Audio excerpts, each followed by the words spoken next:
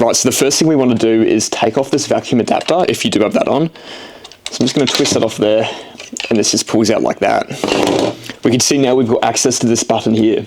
And what we want to be doing is holding down that button, and while we're holding that down, we're going to get this wrench piece, and we can either come in through the top there, or we do have this window on the side where we can get the wrench in, and we want to twist that to the left. I'm just going to twist it around to open it up a little bit.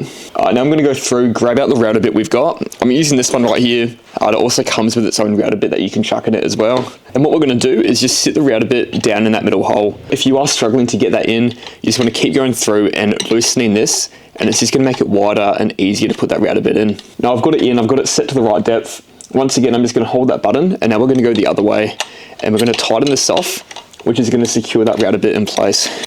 And I'm just going to pull that nice and tight.